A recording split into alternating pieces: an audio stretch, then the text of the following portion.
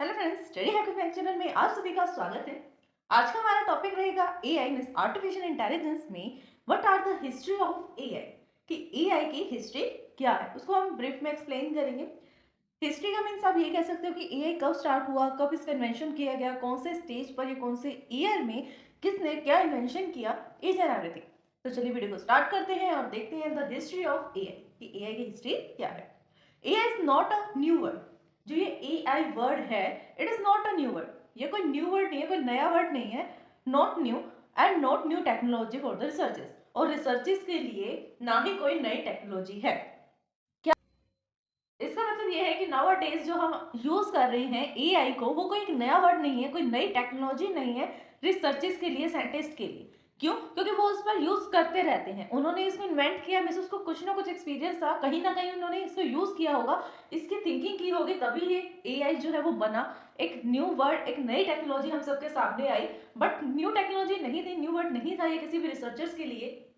This technology is much older than the year world imagine. ये technology उतनी पुरानी है जिस टाइम तक इस वर्ल्ड को इमेजिन नहीं किया गया था कि कोई वर्ल्ड होगा, कोई दुनिया होगी, उससे भी पहले। Followings are the some milestones in the history of the AI. जो अभी हम कुछ पॉइंट्स को डिस्कस करेंगे, वो कुछ माइलस्टोन्स है एआई की हिस्ट्री में, विच define the journey from the AI generation. जो आज तक की जर्नी को एक्सप्लेन करेगी एआई की, मतलब जो एआई की जर्नी है, आज तक की जितनी भी जर्नी रहेगी उस टाइम से, जब से इसको इमेजिन किया गया, एआई को यूज किया गया, तब से अब तक की। तो फर्स्ट हिस्ट्री में आता है, तो जो फर्स्ट जनरेशन आता है, वो फर्स्ट जनरेशन है maturation of the AI. AI जब मैच्योर हुआ, मिस जहां से उसकी बिगनिंग हुई, जहां से उसकी स्टार्टिंग हुई, that is the year 1943 to 1952, इसके मिड का टाइम। तो इसके बीच में कौन कौन से ऐसे जनरेशन आई, कौन कौन से ऐसे स्टेप्स आए, ऐसे डेवलपमेंट्स आए, जिसको हम डिस्कस करेंगे। तो फर्स्टली जो स्टार्टिंग ईयर था, द ईयर 1943। 1943 में क्या हुआ? The first work which is now recognized as the AI was done by the वेटा पिट्स इन 1943। जो ये वेटा पिट्स थे पर्सन, उन्होंने 1943 में सबसे फर्स्ट टाइम काम किया एआई को रिकॉग्नाइज करना। ठीक है, एआई से हेल्प लेकर, एआई की हेल्प लेकर उन्होंने रिकॉग्नाइजेशन का काम किया। They was purpose model for the artificial neurons. और उनका पर्पस क्या था, उन्होंने क्या पर्पस किया? आर्टिफिशियल न्यूरॉन्स के बारे में। आर्टिफिशियल न्यूरॉन्स, न्यूरॉन्स तो आप सबको पता है। आर्टिफिशियल न्यूरॉन्स में जो आर्टिफिशियल हो, रियल या ओरिजिनल ना हो, उनके बेस पर उन्होंने एआई से ये रिकॉग्नाइज करवाया 1943 में। और किसने करवाया? वेटा पिट्स ने। 1949 में Donald Hebbs demonstrated and updating rules for modifying the connection strength between the neurons. ये सब न्यूरॉन्स पे बेस्ड है, क्योंकि न्यूरॉन्स क्या होते हैं, हमारे ब्रेन से कनेक्टेड होते हैं। ब्रेन से कनेक्टेड है मतलब वो आर्टिफिशियल इंटेलिजेंस है। जो आर्टिफिशियल इंटेलिजेंस है, आर्टिफिशियल ब्रेन है, आर्टिफिशियल न्यूरॉन्स है, ये सब कनेक्टेड है।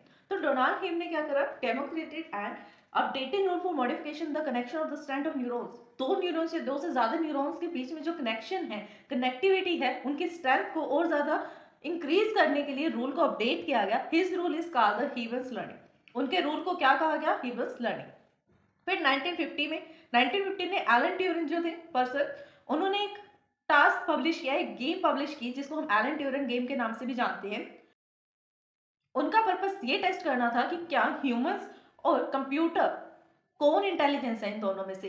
क्या ह्यूमन ज्यादा इंटेलिजेंट है, वो ज्यादा अच्छे से सोच समझ सकता है, डिसीजन मेकिंग कर सकता है, अच्छे से काम कर सकता है, या एक कंप्यूटर ऐसा कर सकता है? ये कंप्यूटर ऐसा कर सकता है कि कंप्यूटर को हम इंटेलिजेंस कह सकें। तो उसको चेक करने के लिए एलन ट्यूरिंग ने 1950 में एक टास्क, एक गेम प्ले की थी, जिसे इमिशन गेम भी बोलते हैं।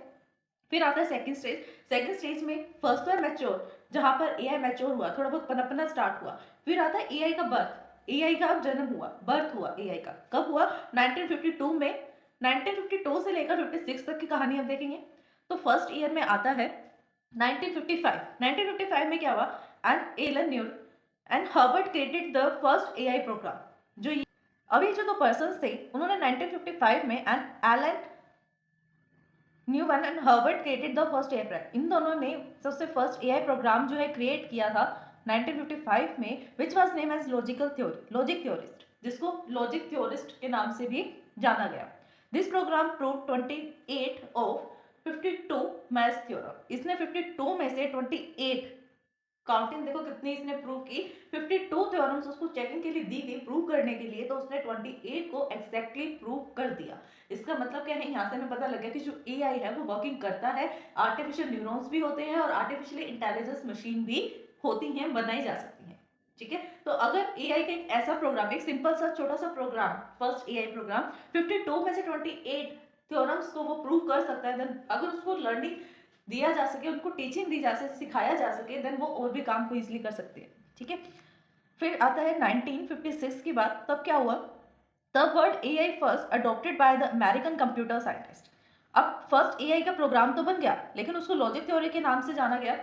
लेकिन अब जब 1956 में क्या हुआ, अब 1956 में क्या हुआ, जो ये ए आई वर्ड्स हैं, ये 2 वर्ड्स दैट इज ए आई, इन दोनों वर्ड्स को कब यूज किया गया, सबसे फर्स्टली वो एक अमेरिकन कंप्यूटर साइंटिस्ट हैं, उन्होंने इसको फर्स्टली अडॉप्ट किया कि जो भी आर्टिफिशियली चीजें होंगी, आर्टिफिशियली काम हो रहे हैं, या फिर जो भी हम प्रूव कर रहे हैं, ये जिसका यूज कर रहे हैं, उसको हम एक नाम देंगे। वो नाम कोई लॉजिक थ्योरिस्ट नहीं होगा, उसका नाम होगा ए आई।